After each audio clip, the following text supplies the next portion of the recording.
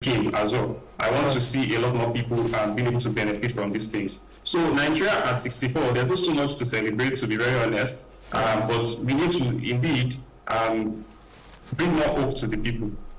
Yeah. With the public affairs analyst right now, and we've been looking at how far Nigeria has come, and of course the planned reshufflement of the cabinet, and we have been speaking with Momin Ididi. Many thanks for you. Commissioner for Works, Rural Lago, made this call while addressing journalists in Okpe local government area after inspecting project in the area. The inspected project included the newly awarded Benin Road, Old Amokbe Road with a spur to Ayemibejo Close in Sapele, the Owerokbe Road and Ezesi Road in the same area. Anyagu was accompanied by the Chief Press Secretary to the Governor, Sir Festus Ahon, among others, stated that the government had mobilized the contractors with 30 to 40% of the contract sums. This was done to enable them to deliver the project quickly, given the fluctuations in the economy. Quality jobs, and 2, speed. We are not going to compromise on the 2. We need quality jobs because the governor expects that the money of Deltans work for Deltans. 2, we need speed because the economy and the fluctuations in terms of our currency will not wait for anybody. We are not expecting any contractor that will just take the job, have your award letter, and you go home and begin to wait for price variation. We will not tolerate that. That's why we have also been able to mobilize them so that the moment you get your award letter, you proceed to site and you hit the ground running.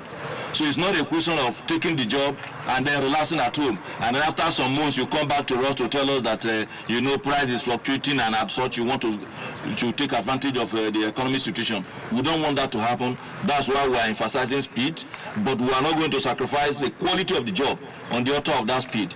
Now, before coming here, like you rightly mentioned, we have had cause to inspect some of the roads we are constructing in the sample urban centers. The entire roads we are constructing there, that's the administration, is almost 15 kilometers. But for our own Ministry of Rural and Riverine Routes, we are supervising as much as 13 point something kilometers of that stretch, almost 13.7 kilometers of that routes, those routes that we are doing in constructing in a Sapele.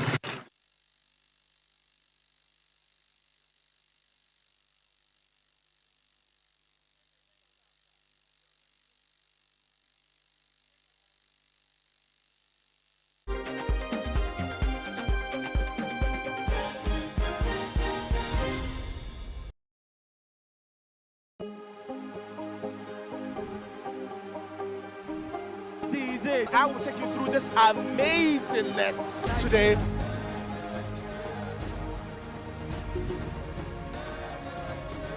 Welcome to Plus Trending. I am Bukky November, your host, saying thank you for joining us on today's episode. Welcome back. It's tea time on Plus TV Africa. Practice makes perfect. I'm not perfect yet, but I'm a lot better than I used to be. He's a king. He's entitled to marry 100 if he wants to.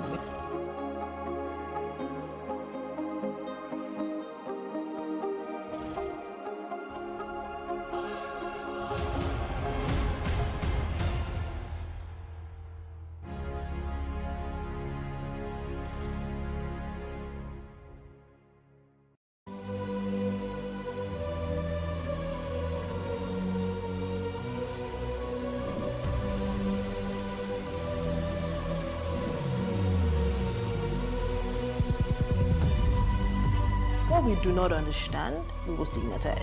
What you can see is the remaining of the tanker that exploded. The suspect equally confessed.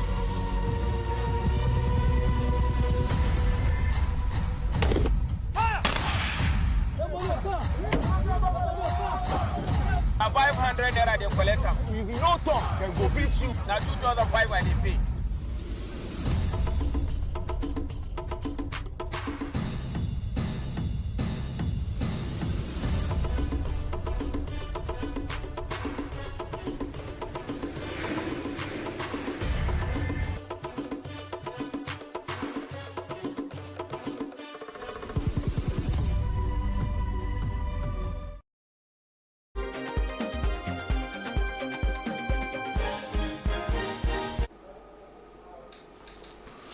Welcome back to the news. Israel says it is carried the line was killed in an Israeli strike a day earlier on Beirut's southern suburbs, dealing a massive blow to the group he had led for decades.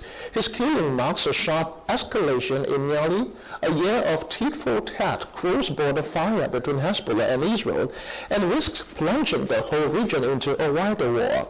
Now, Israel continued to pound Lebanon on Sunday, with the military saying it attacked dozens of terrorist targets in the territory of Lebanon in the last few hours. Now, the strikes targeted buildings where weapons and military structures of the organization were stored. Business news now. Nigeria's money supply has increased by 65% year-over-year to 107.1 trillion naira in August, according to recent data from the Central Bank of Nigeria, CBN. Now, this represented a 0.75% month-on-month rise from the 106.3 trillion naira recorded in July. Compared to the 64.8 trillion naira in the corresponding period last year, the 107.1 trillion M2 figure marked a 65% annual increase. In response to the surge in money supply, the CBN's Monetary Policy Committee unanimously voted to raise the monetary policy rate at 297th meeting last week. They also hiked the cash reserve ratio for deposit money banks by 500 basis points to 50% and increased the ratio for merchant banks by 200 basis Africa and Plus TV Africa Lifestyle. You can also view us on Limex and Glow TV apps anywhere in the world. I am Justin Akadonye. Many thanks for watching.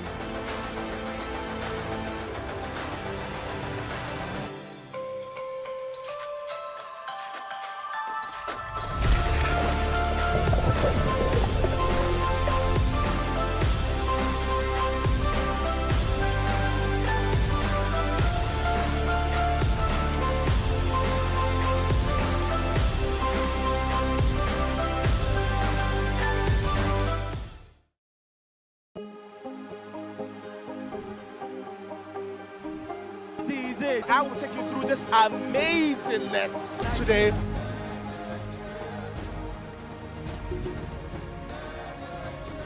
Welcome to Cross Trending. I am Buki November, your host, saying thank you for joining us on today's episode. Welcome back. It's tea time on Plus TV Africa. Practice makes perfect. I'm not perfect yet, but I'm a lot better than I used to be. He's a king. He's entitled to marry 100 if he wants to.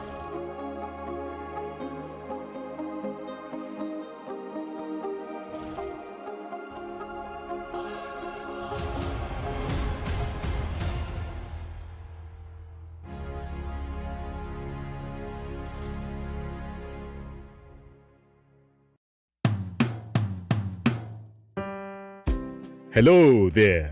My name is Oluseyi Akinwale Fashwi. Orúkọ rere ó sàn ju wúrà lọ, meaning a good name is worth more than gold. That was the creed imparted in us when growing up. This forms the background to my good old days story.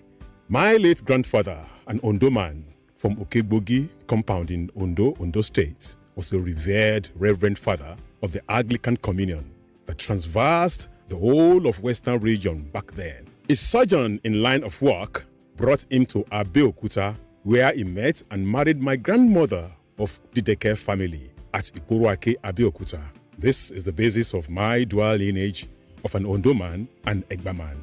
My late father, Prophet Olujimi Timothy Fashwi, resident in Ibadan, retired as a higher executive officer at the then Nigerian Cocoa Board, Cocoa House, while my late mother, a trader, Oluyemsi Fashwi, hails from Abeokuta. I was born at Lafia Hospital in Ibadan. I am the first of only 2 children, the other being a girl, now married. I grew up with my maternal uncle, late Mr. Adekunle Ladende Esquire, who was then an agricultural officer and later a divisional officer at Ogbomoso during the Western Region days. My uncle, an Egbaman, was a strict disciplinarian.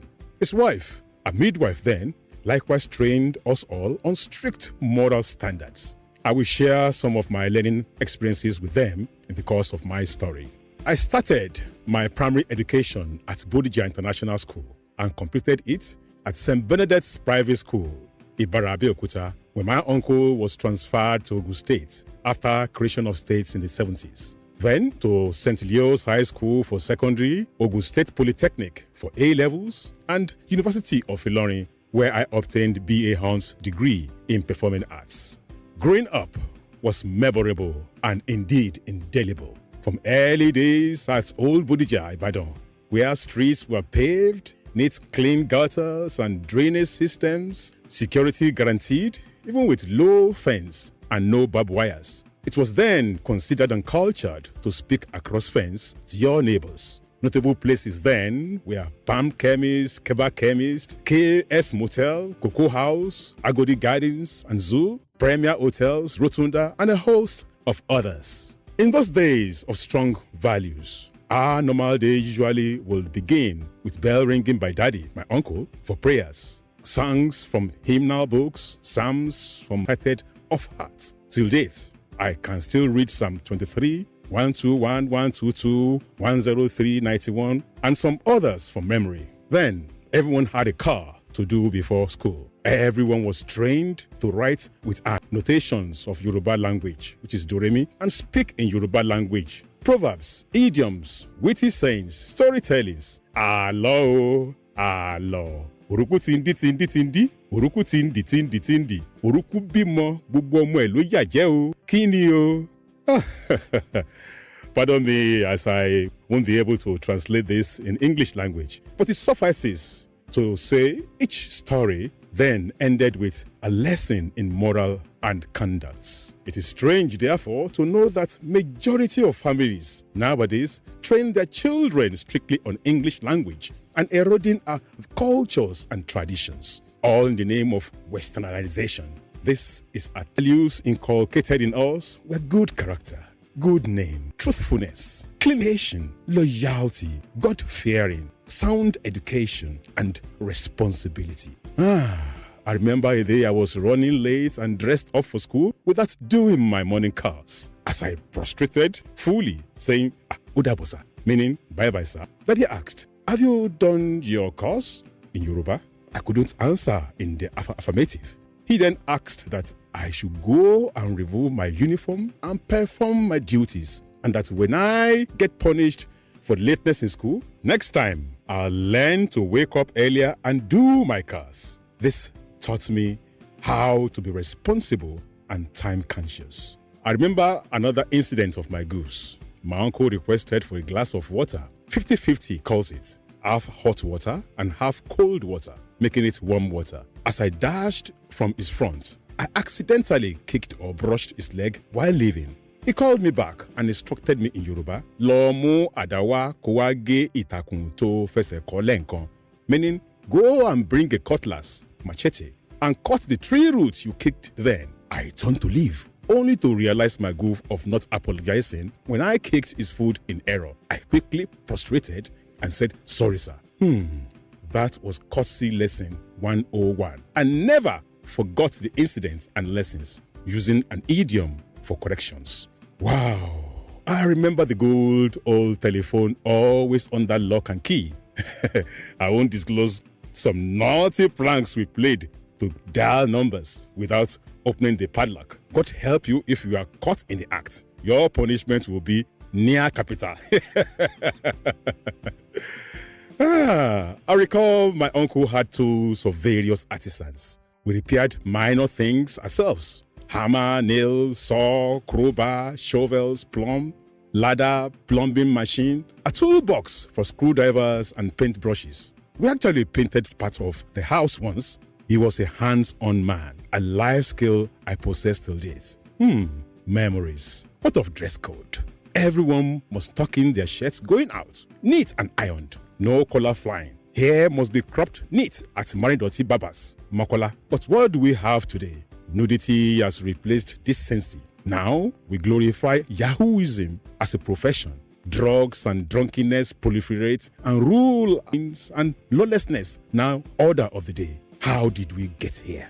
Growing up, our orientation of sound moral values was right, and it has helped me later in life to mix freely with people of diverse cultures and traditions. It is the same values that has helped me in my passion, drive, and calling into integrated development communication initiatives, where we use arts as a tool for advocacy and education for attitudinal change of various publics. This is a clarion call, a call for us to revisit those old-time tested values of integrity, discipline, patriotism, hard work, dedication, humility, good character, and high moral standards. It is time for us to call the emerging generation to borrow a leaf from our past when there was dignity in labor, honesty, perseverance, and belief in God, who is the author and finisher of our faith. Let's shun tribal sentiments and embrace religious tolerance. Hunger does not discriminate. You are uniquely made. Nigeria can and will be great again if we all do the needful and stop the blame game. Let us ask ourselves one question. Am I truthful and honest in my dealings as a parent, government, or a businessman? What legacy are we leaving behind for our children? They deserve a future that is greater than our past. We owe them a duty to lead them right. Nigeria needs an urgent national moral rebirth to galvanize credible leadership and responsible followership. Therefore, I join Sir Shimore Badejo on this noble initiative to say there is hope for Nigeria still. Be a foundation for a better tomorrow. Let's do our bit to make our country great again. Long live Nigeria. Thank you.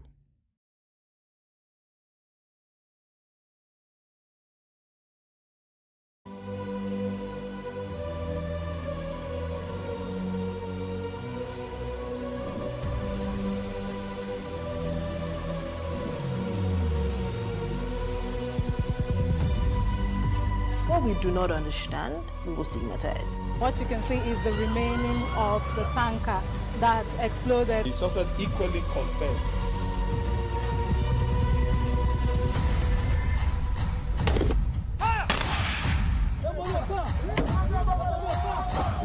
A 500 naira they collect am. If you no talk, then go beat you. Na 2,500 I dey pay.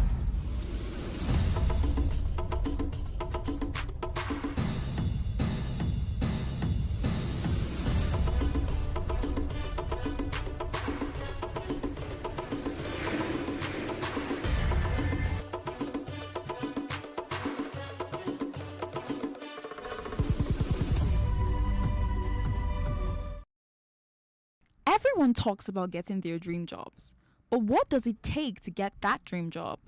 In a religious society like Nigeria, some people resort to prayer, but did you know that sometimes the only reason you're not getting the job isn't because you don't have the credentials?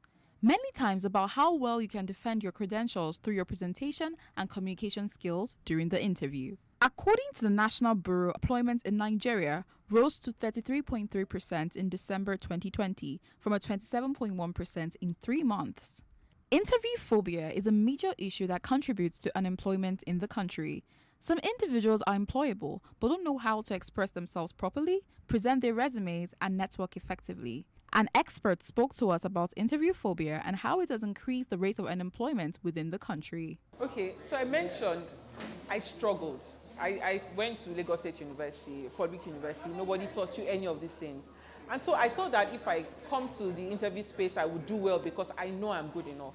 But coming in, it was difficult. I got plenty of rejections. And I made up my mind that if you can get past this thing, you would help other people who are also like you. And so sitting down in that space, I also see people like me, and I feel for them. According to Student Graduate Report, more than 50% of graduates in Nigeria disclose that communication skill is the least skill their academic education prepared them with. Like we have a compulsory NYSC every year. I believe the government or the educational sector should do something like when they know somebody's in their final year, maybe they allow them go through a month or so, or they introduce a course and make it mandatory for them to be able to go out there and face the outside world when it comes to interviews, when it comes to networking and all of that. I've seen super amazing, intelligent people lost opportunities because they were not confident, and those who were not so smart but have built their confidence are able to get the job and get these networks and get these opportunities. Especially when you come from a Yoruba or Igbo family where you don't have to look at your dad in the eye. You get that kind of thing. So you have to learn to look at people in the eye when you talk to them. It makes them believe that you are not up to something. You're not hiding anything in your cupboard. We're going to school or having to attend different schools, all right? They just teach us, we only have syllabus on what they've been doing so far in past years, and there's no trend of bringing in new things. So the next time you complain about not getting a job, think about how well your CV is prepared. Assess your communication skills during the interview and think about how well you presented yourself.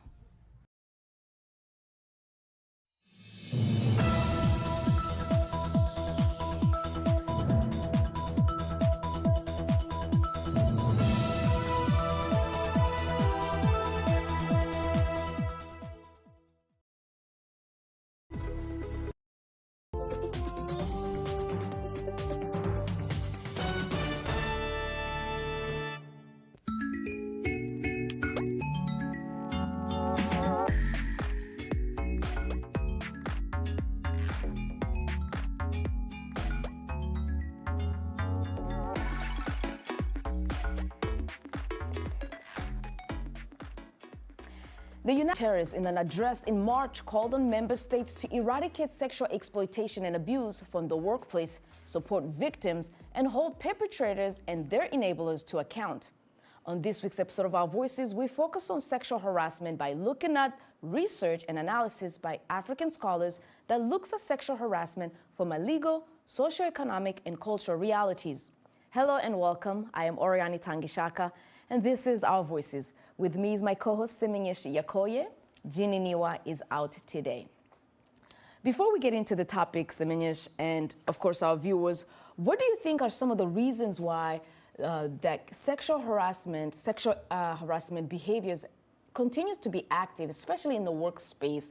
Some say it takes two to tango, and especially for women, by the way they dress, by the way they behave. Have there any role in inviting these type of behaviors? That to me, no, is my answer. I don't think women are the victims, are the are to be blamed at all. Mm-hmm. You don't shoot someone and kill and say, oh, it's his fault, he made me angry. You don't say that. Mm-hmm. The same way you don't harass sexually or attack sexually and say, she was dressed improperly. Mm-hmm. If she is, deal with that, in a proper channel through your organizational structure. Mm-hmm. So for me, the reasons are, display of power. Women traditionally have been holding, supervision positions. They are owners of the businesses. So they have an advantage to get away with whatever they want. Mm-hmm. They also have this perceived role in society where they think that men can get whatever they want. Mm-hmm. So they try to come to you because they think they just can. They are men. Mm-hmm. But for me, in the workplace, there needs to be a proper channel where such actions can be prohibited, and then when such actions happen, can be punishable. That is the most important thing that an organization needs to have in order to, minimize or completely abolish sexual harassment in a workplace. Absolutely. I do agree, but there's also those who also argue that maybe the advocacy against sexual harassment sometimes or lately has been taken so far that it actually diminishes the relationship of men and women that they have on a regular basis. Everything can be sexual harassment, looking at someone or maybe touching someone. Those relationships that used to be normal and sometimes, so we'll see what the experts say. Definitely, I agree with you. I'm looking forward to hearing what the experts have to say in terms of what is sexual harassment, so we'll know that this is what it is, this is what it's not, so that, I agree with you what you said, like how it has been extended, but for me, I think it should be cultural, in the culture context of where it's happening. In some countries, in my country, you know, a man and woman can touch each other, a friendly touch, but in countries like the West, everybody has their policies and the procedures need to be drafted according to the culture of the society. That's why I'm really glad that the experts are with perspective in terms of what they've researched and found happening on the continent. So, yeah. Well, let's first go to Nairobi, Kenya, where Rachel Ombaka, a journalist who returned to the workplace after her maternity leave, experienced sexual harassment by a supervisor. Unfortunately, she's not alone. About 40% of women in Kenya have been sexually harassed in their workplace, according to the Federation of Women Lawyers in Kenya. Saida Salwa shares Rachel's story and offers advice on how to curb such inappropriate behavior.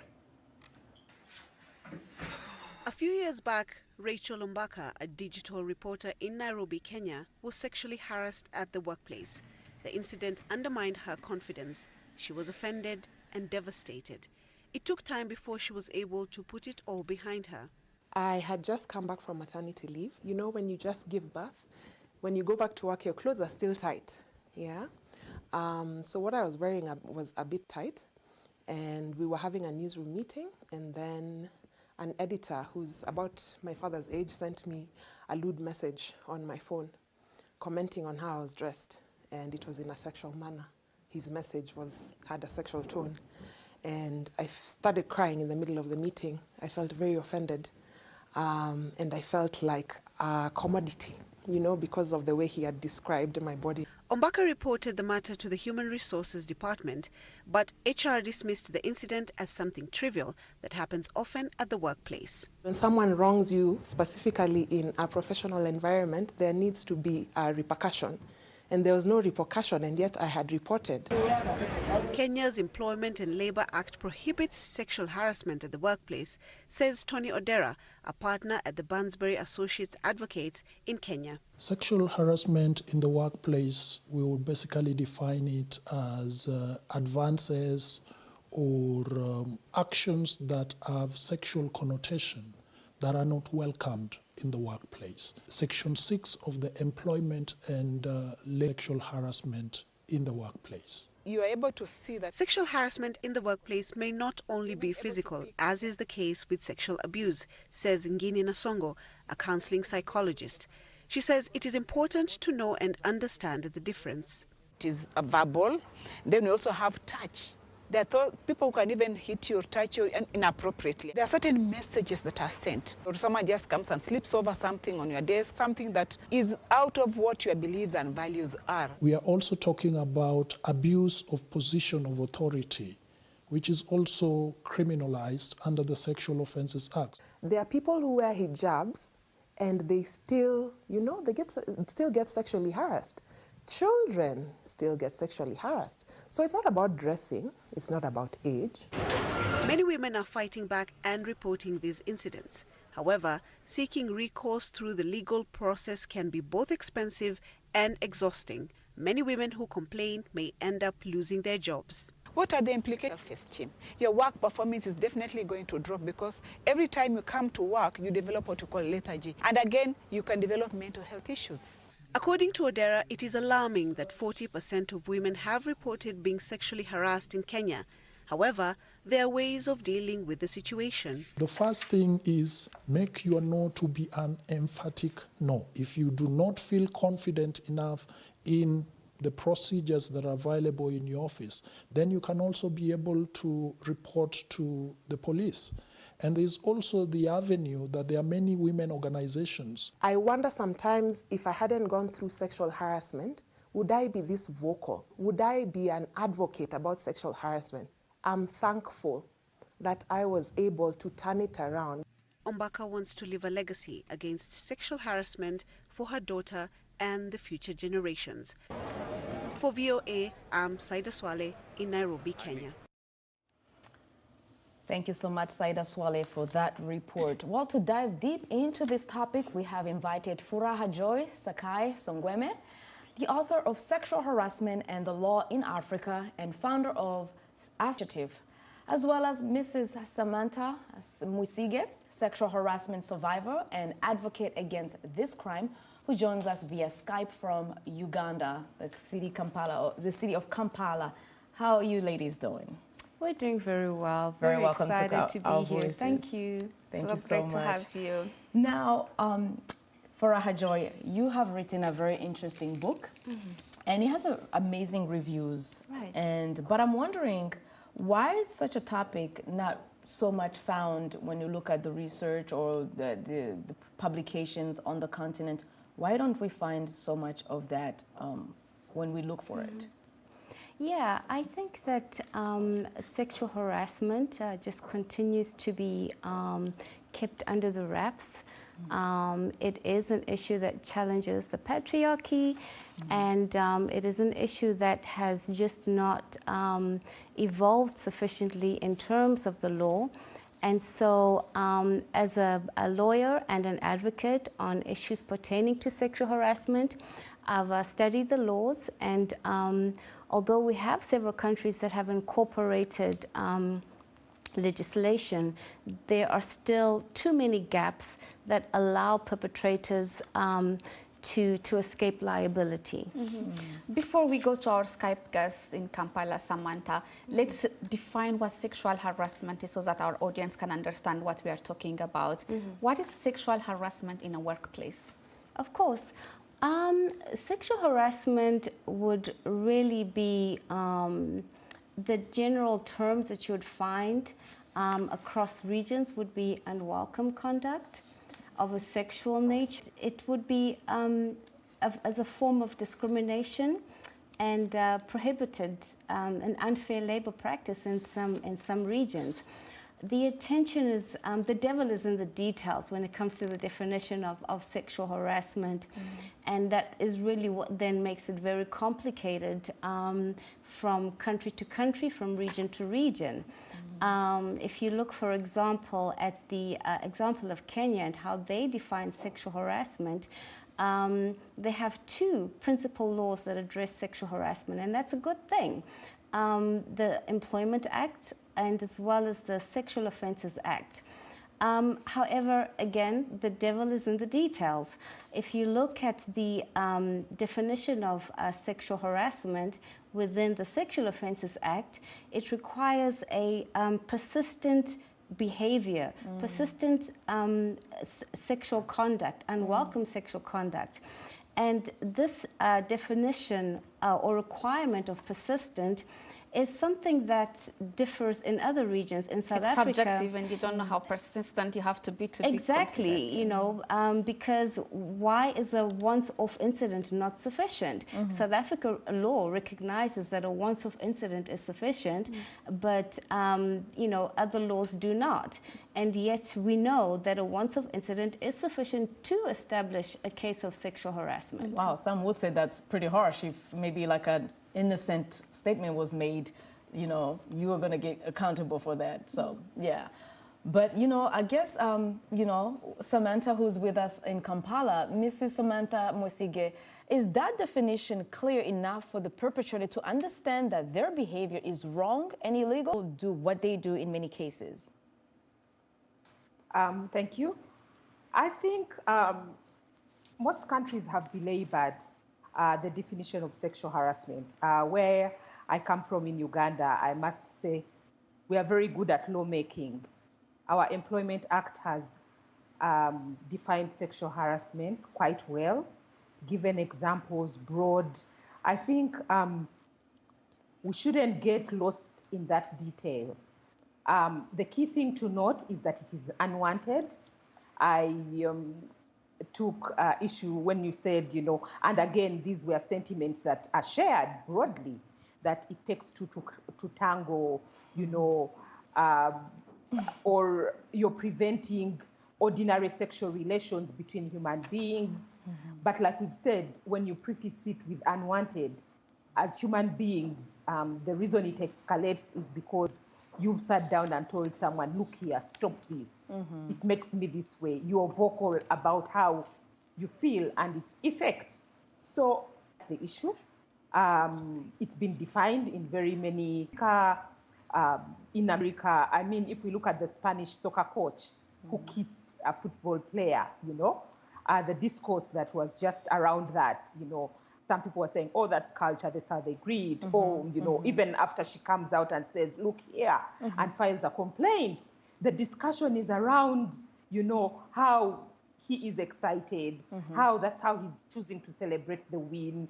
And this is recorded on broadcast worldwide, So I think the definition is not the issue.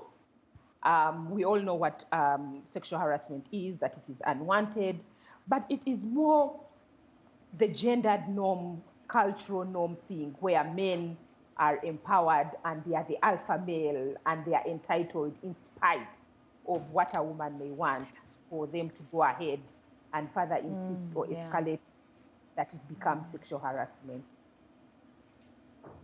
Right. Well, then, and I want to hear more, but please stay with us. It's time for a short break. When we return, our guests will help us understand how to fearlessly fight sexual harassment out of our society, despite its many facets. What are your thoughts on this topic? We ask you to share this on our social media platforms at VOA Africa. We are on Facebook, Instagram, and X, formerly known as Twitter. Use the hashtag VOA Our Voices. We'll be right back.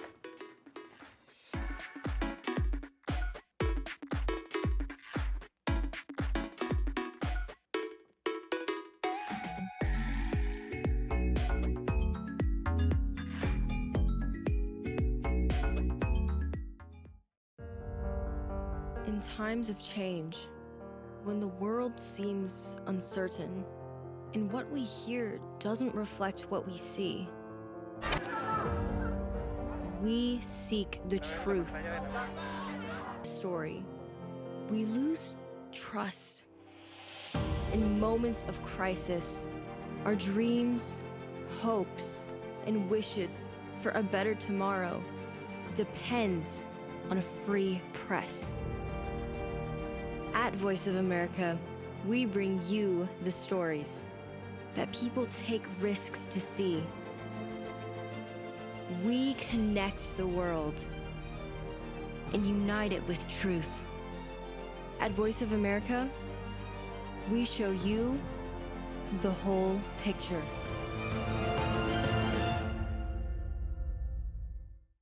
You're watching VOA's Red Carpet. My name is Jackson Vunganyi. Thank you so much for joining us each week right here on Red Carpet. We bring you the latest in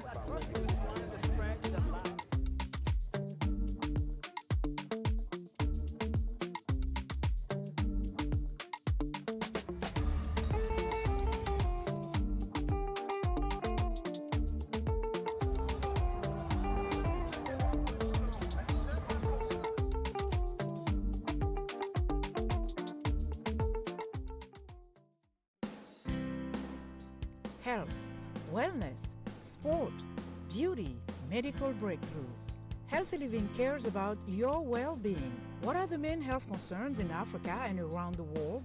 Find out the latest on coronavirus. Connect with our experts and ask them questions. How long does the virus stay? Join me, Linoch Mudu, in Washington, every week on Healthy Living, right here on VOA.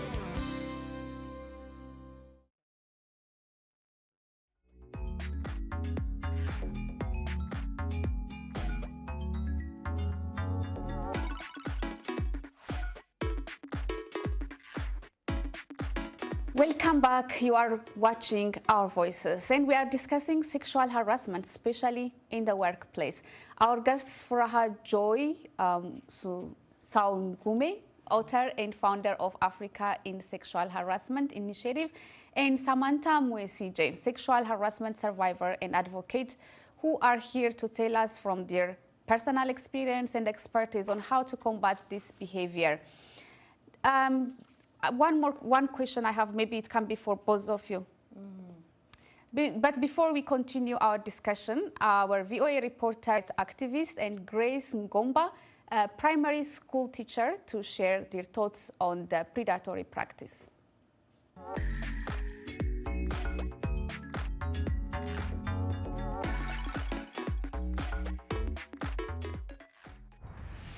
Well, it's a big challenge when it comes to sexual harassment in workplaces, because it's supposed to showcase their talents, their skills, and an environment that is supposed to be abuse-free, harassment-free. But you find that even for women, most of them are being exploited, or in the name of opportunities. It doesn't really come on merit. Those are the challenges that most women are facing in workplaces. They're working. We have these policies, the SARE policies, the child protection policies, and all other policies that guide us on these issues. Let's make sure that each and every organization has those policies. Each and everyone coming, let's make sure that they sign when it comes to harassment at work. This sexual harassment has impacted much in working places because most of the women are not empowered in their working places. They are facing a lot of challenges from men if their men are in upper positions. For example, maybe you want promotion at working place, even if you want a job. It's very difficult to get a job nowadays if men are in position, because first they ask you to do sexual intercourse in order to get a job. Or maybe you want a promotion, they can tell you that if you want to be promoted at this working place, first you have to give us this and this. Maybe they want to sleep with you, they want to do other things that are being harassed to you. It can be stopped maybe if people are educated. We have to do a lot of campaigns. We have to train, to teach people how to avoid this sexual harassment. Also, women has to be empowered so that they can know their rights. They are able to know their rights. They are able to know to make their own decisions. Also, they have to be empowered economically. If a woman can stand on in their own, they cannot face these challenges. That's really great. That's really great when our last person said, about education, about, being aware. The awareness, I think, is very important on the actual act itself. Mm-hmm. Yeah, that's true. So Samantha also mentioned about culture earlier in our conversation, and I want to pose this question for both of you, but maybe Samantha can start answering. Does cultural norms such as patriarchy or respect for elders or supervisors, do you think that it's a strong enabler for sexual harassment, or is used as an excuse? Definitely it is a strong enabler because you'll find with cultural norms, they are prefaced by gender norms. And in these gender roles, you find that the man has been taught to be, the alpha male. They premise their relations with, even amongst themselves, yes, with aggression and disrespect. So you will find that indeed they've been raised that way. In my particular case, I think the challenge that I had is that this person was very powerful, and he took offense to the fact that, I have it all, I'm quite wealthy, as in, how do you reject my advances, So it's an entitlement, definitely premised in patriarchy, because they've been raised and are entitled, but also community facilitates this challenge, by standards. Usually you'll find the friends of these people know, they've had discussions and they said, I've approached Samantha and she's being difficult. And they will say things like, oh yeah, that one is like that, etc. So community has rallied behind these people, both male and female, to actually protect them, and empower them to continue with this. I think this brings us back to the point you raised earlier, unwanted, right? And that should be the focus instead of all the definitions. Even in some cultural instances, the unwanted behavior or conduct should be emphasized. Of course. That is the basic fundamental understanding of what constitutes sexual harassment. But, we define sexual harassment laws because we understand that laws cannot be vague. Okay. Laws cannot be vague. That's a basic principle of law. And if a law is vague, then it's void for, just vagueness. So in that case, what does it take for a sexual harassment law to be effective? So you would have to have a comprehensive harassment.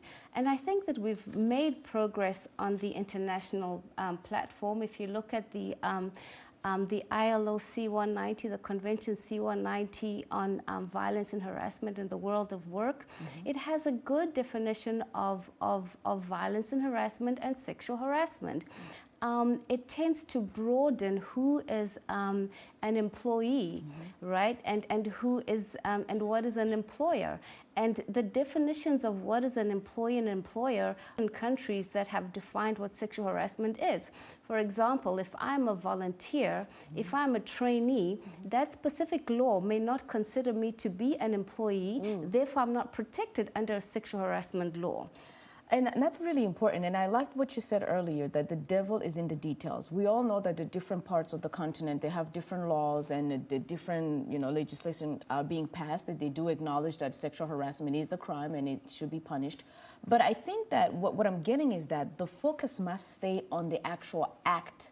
That's what, people need to educate themselves on how to fight it. But the actual act, we've agreed that it's actually needs to be curbed. So maybe Samantha can tell us how civil society organizations are working to enhance these existing legislations.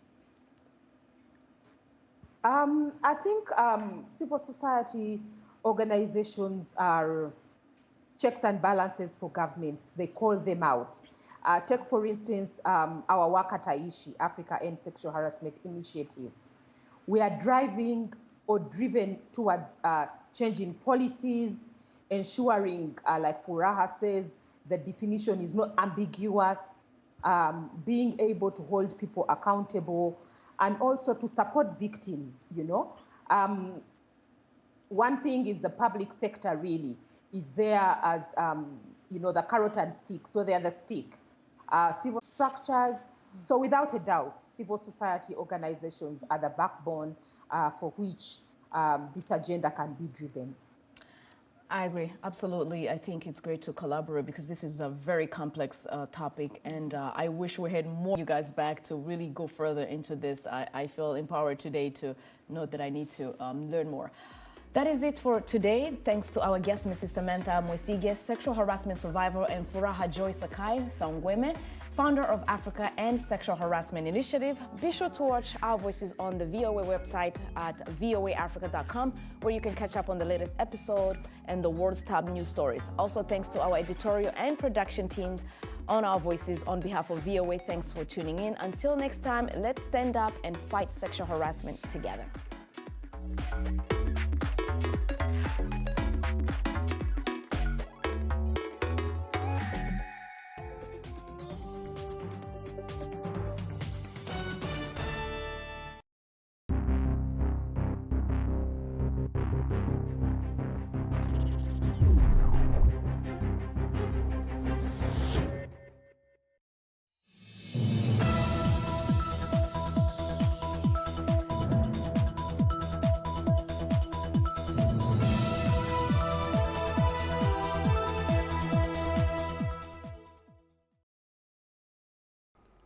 Hello Nigeria, hello Africa. You're welcome to Sports Business with Orufuo Ezaga.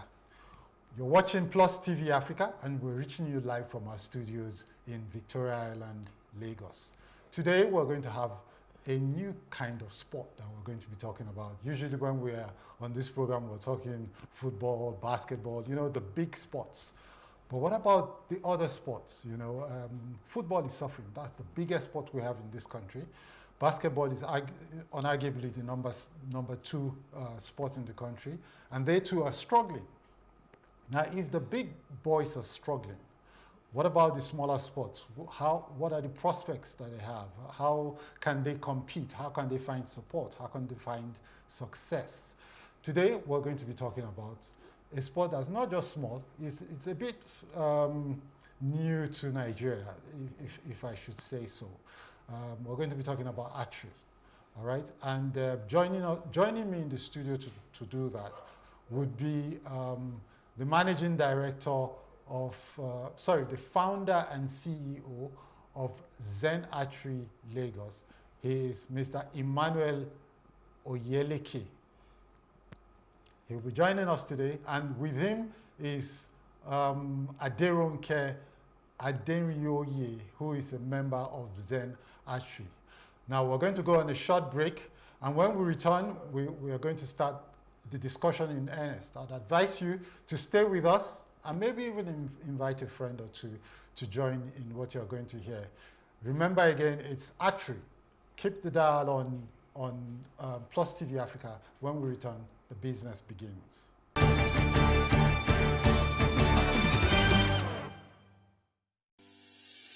Increase the reach of your events or business services.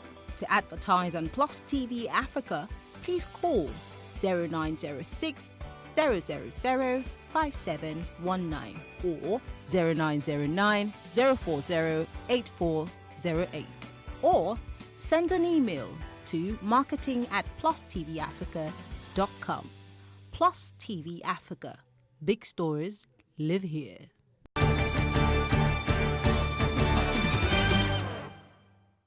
You're welcome back to Sports Business with Orufour Ezaga, and you're watching Plus TV Africa. We're reaching you live from our studios in Victoria Island, Lagos. In the studio with me is Mr. Emmanuel Oyeleke, who is the founder and CEO of Zen Archery. And with him in the studio is a member of the Zen Archery Club, Aderonke Adenrioye. Now I'm going to be a gentleman and start with Aderonke. Yeah, because I know we're going to be extracting the most from Emmanuel, but you know, they say ladies first, so I'm going to talk to you first. You're an archer, right? Yes, I am. It's a bit of a strange sport, isn't it? Well, yes, we can say it's a bit of a strange sport. And it's a bit new to Nigeria as well. Yes, I agree. Okay, so why archery? When did you discover the sport, and when did you become an active athlete in the sport? Well, I started archery when the club opened in December, and it all started when a friend of mine invited me to the opening. I had said I was interested in taking up a new sport, and I was looking for a sport to take up. And I got to the opening of the range, and we were allowed to try out. We had some basic lessons, and I found it very interesting because it was a kind of sport that required skill and technique. You had to be centered and focused. So it sort of had a way of quietening you to be able to shoot and aim. And then it was also physically exerting. It requires a lot of resilience.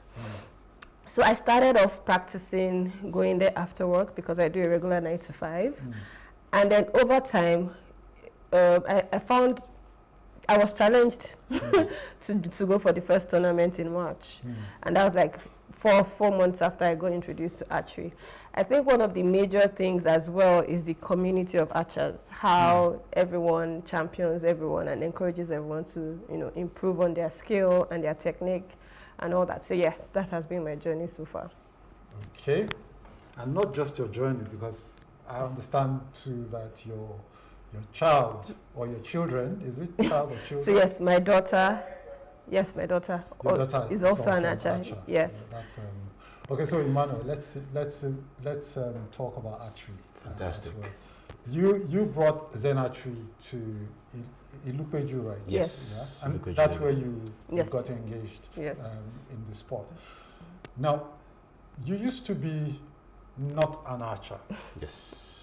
You used to be what exactly? Oh, I've been so many things in my short life.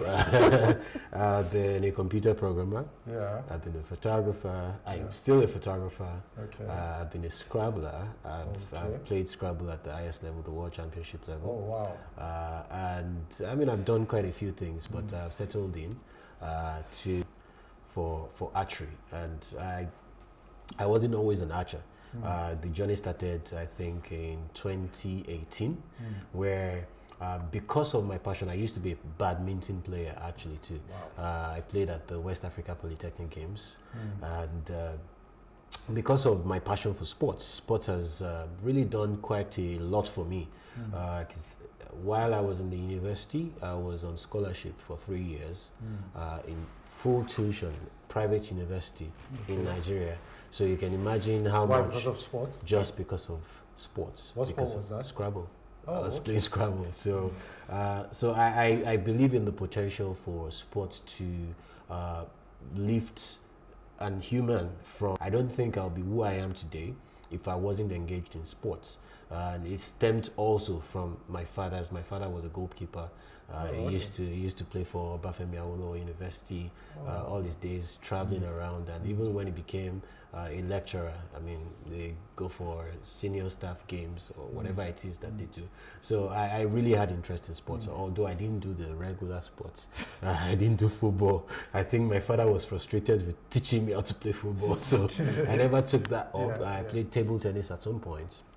Archery. Yes, I am a sport enthusiast.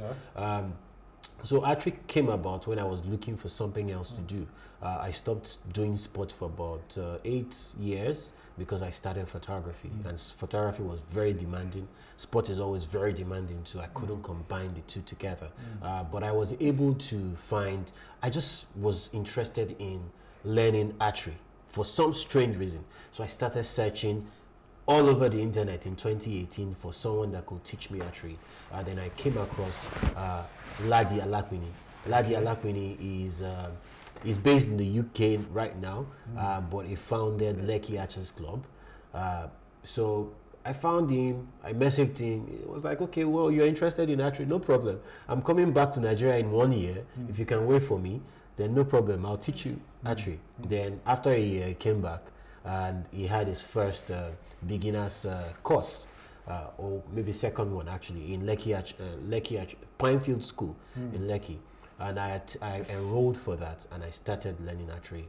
And immediately after the class, I bought my equipment and I started doing archery. Coincidentally, he sent the first pictures he took of me while he got me my first equipment. He sent it to me today, and I just couldn't believe how Why far didn't you send those pictures? I will send it to you thereafter. I mean, so you would have used it for yes, I know. But in any case, yes. So how do we know? You know, because let me try and lead the Yes. audience to where I think they'll be comfortable with you. Yes. How do we know, for instance, that Passion. Passion, yeah. I would say it's not a passing passion, and even if it is, while I'm passionate about this, I will put platforms and people in place. It's not just about me right now. It's bigger than just me. We started off Zen Archery in December, and right now we can boast of over 40 active members of Zen Archery. And not just that, as we speak to you, our staff are in Lakoe Lakes, engaging in activities that will introduce other people to archery.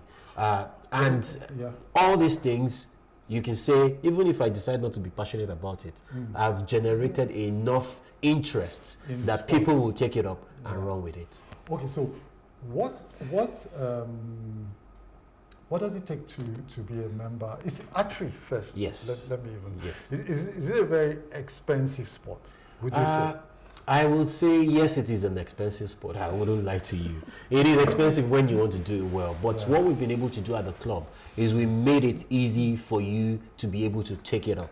Because we have all the equipment. You don't have to buy anything for you to start learning.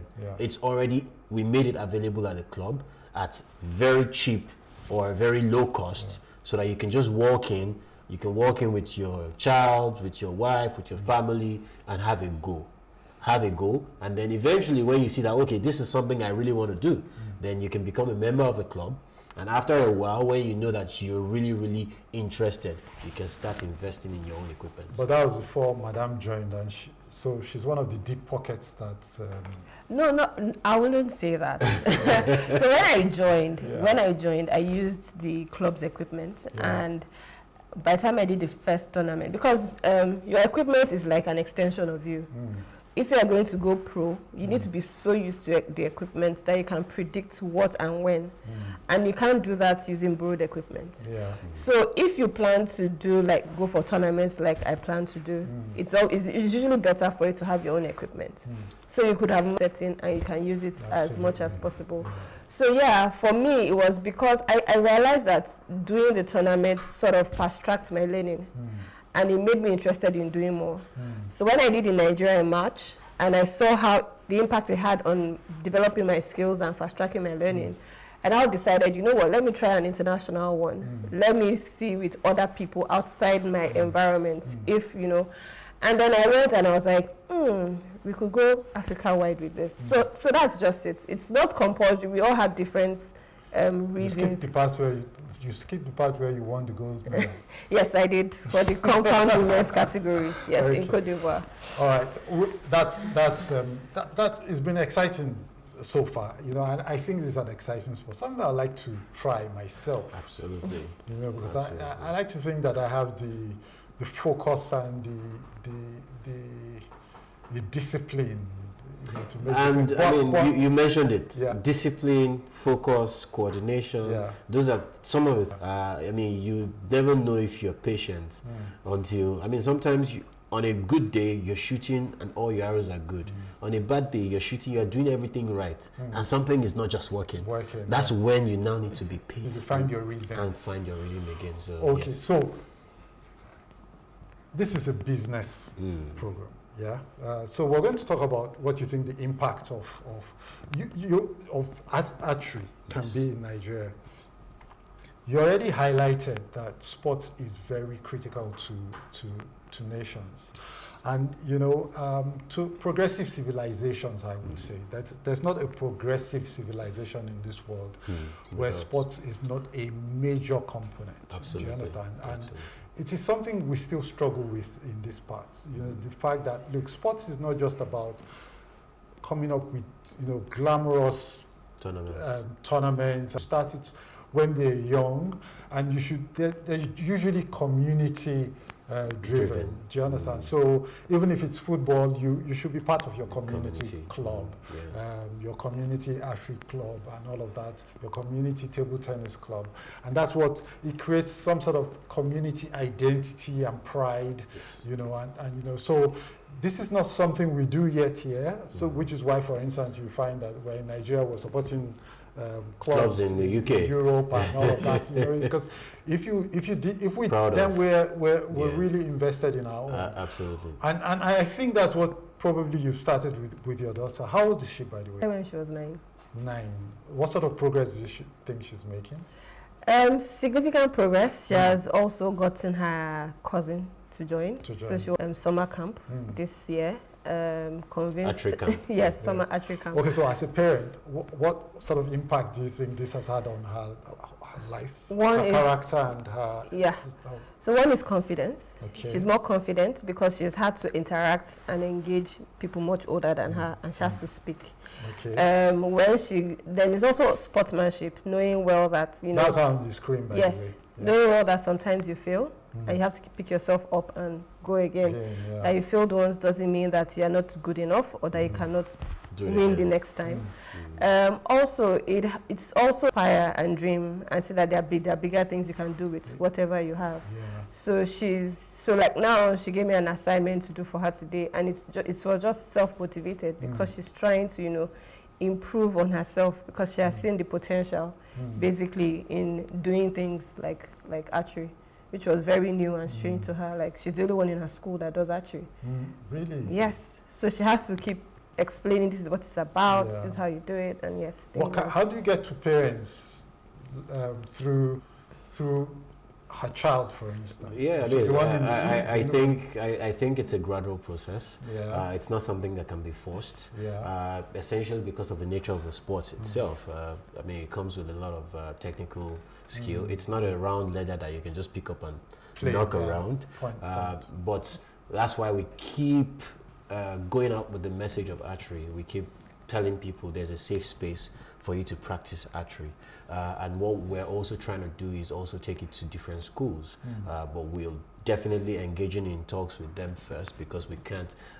Number one, they need to have a safe space to practice it, and those are some of the things that we're going out to do. That's why we put up the summer camp. We had parents come in for summer camp, bring in 2 of their children in the family, and these people, after the summer camp, they've signed up to be members of the club. And even though kids have returned to school, they promise that maybe weekends, when there's time, they can always bring their kids to come and practice more.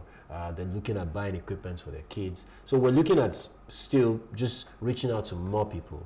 The more people that are able to experience the sports, the more people know about it, the more people tell people about it, and I'm sure the more parents and young ones that we can get. Okay, so how do we grow this sport in Nigeria? Do you, for instance, have national championships at this time? Yes, we've had in the past. Okay. Although I mean it's been a bit tough for the past few years, because there's been so many back and forths when it comes to the organization. When I say seeing to the progress of archery vis-a-vis the federation in Nigeria. You have the federation for archery? Yes, we have. Not going to the details of. Okay, so I know where you're coming from. Yes, yeah? yes.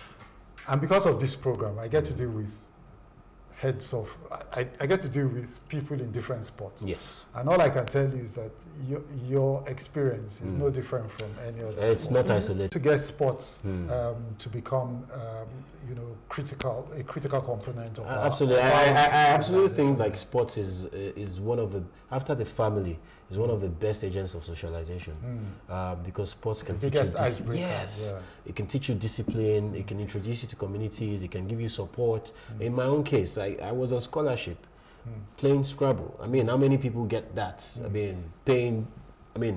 So I feel like sports is one of the very, very important things. And the earlier we start looking into so-called lesser sports that you mentioned, I mean, not lesser, smaller. Well, they call them lesser sports in some quarters. Yeah. But I'll tell you what, if you go to the Olympics, the only medal is only one medal that you can win out of football. Yeah, archery. Several categories. Several categories.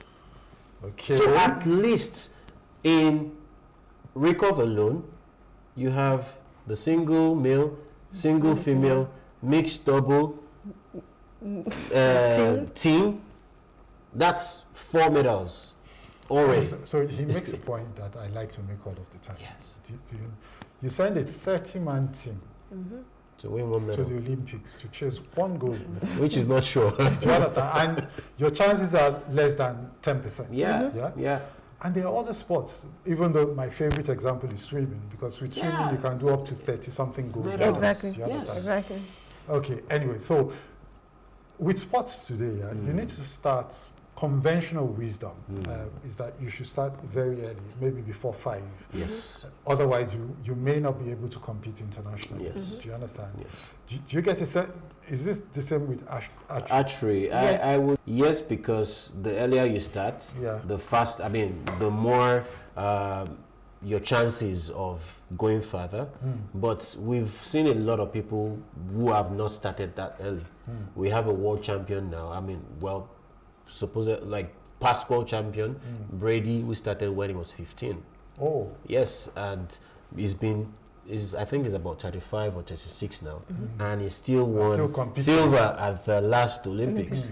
Yeah, so for archery, I think it's a little bit more, because archery doesn't have a age barrier. We have people that are 50 that are still actively competing. We have people that are 70 that are still actively competing. So I have a chance. Then. Absolutely, At 72. No, absolutely, yes, absolutely. So it's a sport that doesn't really have like an age barrier. So far you can move. Yeah. So far, even we have the para archery, and we have some of them are extremely good. And we even at that last tournament in not in Cote d'Ivoire, in Nigeria, we introduced the category which featured para athletes in archery.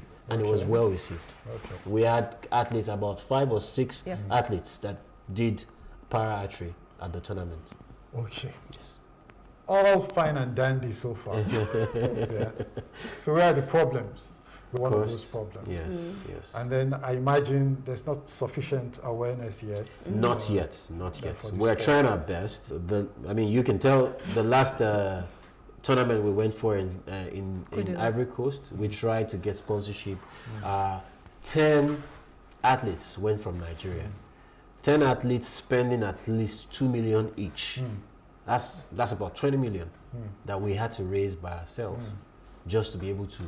So who financed it? You financed it yourselves? Yes, self-sponsored. And obviously we did well. We won medals. But it shouldn't. Did you win any cash rewards or anything? No. Yeah. Sadly. Sadly. And that's one of the things that I really wanted us to be able to change. It's a notion that we have to change. And I feel like if we start doing this in Nigeria, when we start things, we turn things around. And I think that's one of the things we can do with this. We need to make superstars of archers in Nigeria. That's one of my motivations for trying to put this together. We need to make the same way we have like athletes that are superstars in tennis, in football. We need to be able to boast of the same, because we spend, if not much more money than all these other athletes are spending. We spend on our equipment. We spend on maintaining the range, maintaining training to do. All right. We've been talking about archery in Nigeria, and in the studio with me has been Emmanuel Oyeleke, who is the founder and CEO of Zen Archery, and with her is a member of the club, of the Zen Archery Club in Ilupeju, Aderonke Adenioye, right? We're going to go on a short break now, and when we return, we're going to be talking more archery, and this time we're going to be looking at, the commercial opportunities in the sport locally. All right, so stick with us. It's a short break. Don't go away. When we return, the business continues.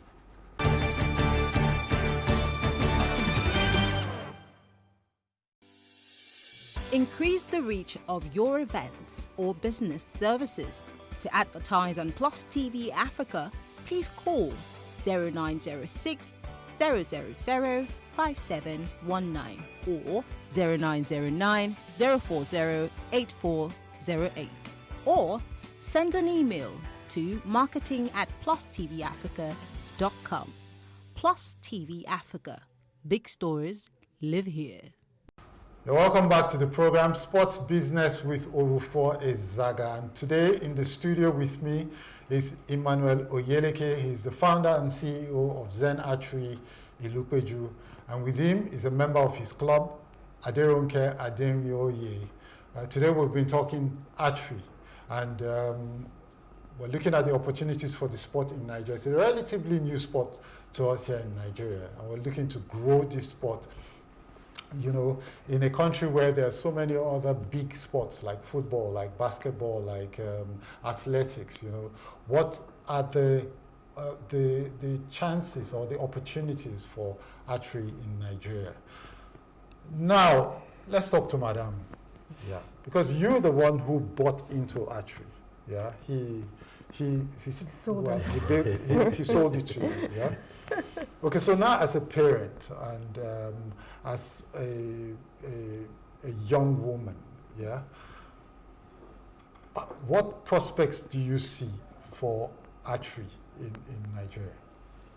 Well, I would say, one, I see a time when we have tournaments and the amount of economic benefits it brings to all those involved. For example, when we went to Cote d'Ivoire, we had over 200 delegates from West Africa. Okay. And that meant hotels, food, transport, it also meant equipment. So many things have gone in. And so it shows that if as a sport, we develop it well. And that was just a tournament that had 6 countries out of West and Central Africa. So if we developed it to sub-TV, you could imagine the amount of activity that could develop around that. The other part of it for me is that, not to even talk of apparel, because for example, we got a lot of compliments for our kits and all that from there. Who developed the kit, by the way? Nigerians. Okay. Yeah. Like the designer of this tracksuit is a member of our club. Oh, okay. A designer as well. So a design of this was done here in Nigeria, printed here in Nigeria as well. So there's a lot of opportunity, basically. Even parts of our equipment, like our arm guards, our bots and stuff like that. We are beginning to find people who can manufacture locally because not everything should be imported, basically. Absolutely. So there's even the art of repairing equipment and all that. We are beginning to see locally people developing that. When we got to Cote d'Ivoire, we saw the bamboo archery. That's people developing archery equipment with bamboo. Although it's not a category that is global, but there's already an economy around it. People buy, people shoot. It's a category that people introduce people into, especially younger ones, before they get into serious equipment. So there's a lot of potential around it. Running camps, running clubs, running tournaments, getting sponsorships, people winning prize monies. Because the last time we did it in Nigeria, the participants won prize money. If it didn't cover cost of equipment, at least it covered cost of logistics. And they're attending the tournament as a whole. So yeah, there's a lot that could happen if it is pushed properly. We're also hoping that over time it's also an avenue for scholarships, depending on where. Okay, but as a parent, when you relate to other parents, what do they tell you about your interest in archery?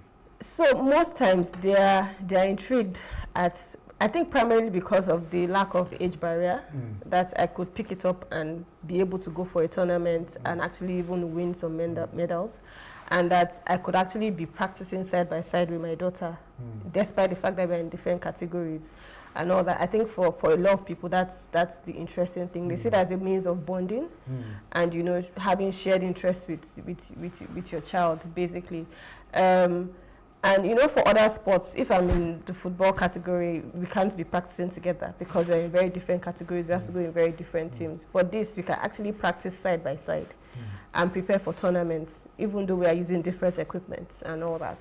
So yeah, so those are the interesting things. The team bond, the bond it builds. The dynamics. Yeah, and the dynamics of, you know, working and, you know, growing together with your child, actually. Yeah, that's what they enjoy about it. Okay, so I'm going to come back to you on how much marketing you're doing, you know, to win more followers for archery. But I see this imposing thing that you have in front of you. Yes. This is this is the bow, yeah? This is a compound bow, yes. Yeah. So we have different categories in archery. We have the compound bow, we have the recurve bow, and we have the bare bow. This is an example of what a compound bow looks like. Okay, so let me tell you what came to my mind when I saw this. I've forgotten this guy's name. What's this really mean guy in Game of Thrones? That goes loose. Oh yes, yes. You know, I can't remember the name, but yes. Yeah, oh dear, I don't remember. But I think, okay, so it's a skill. You didn't, you know, if you have this and you have to fight for it, it's a skill to have. But so tell me, what's this? It looks pretty expensive from what I can see. Yes, this is this is a top of the line equipment from the manufacturer that manufactured this. Okay. It's a compound bow, and the operations of this, how it differs from a normal recurve bow is because it has pulleys, and the pulleys help and give it a lot more power than when you have a normal recurve bow. So pretty much I'll just highlight the key parts of this bow. Please do. This is what you call the riser. Okay. The riser is where you hold the bow, and it's what holds the limbs together. Okay. This is what you call the bottom limb, and the pulleys. They're called cams. And the cams, the strings go around the cam. So pretty much the way this works is once you pull it back, it generates potential energy in the limbs. Oh, okay. Cams are configured in a way that we can't play lesser. So if we have something being done outside of Nigeria, we should be able to do even better, or at least do it at the same level. So whatever it is that we're doing here, we're making sure that it's standardized, it's standard. We go toe to toe with anybody. So we're not playing small time. We're not playing, and we're in it for the long haul. Okay. That's it. And so that's our program for today. We've been talking to Emmanuel Oyeleke, the founder and CEO of Zen Archery in Ilukweju. And with him has been Aderonke Adenrioye, an archer and a member of Zen Archery. That's been the program today. Next week, we have a very important guest, and we're going to be talking big-time football on the African continent, all right? And so, until we meet again next week, it's me, Owufor Ezaga, saying, be productive, be good, and stay safe.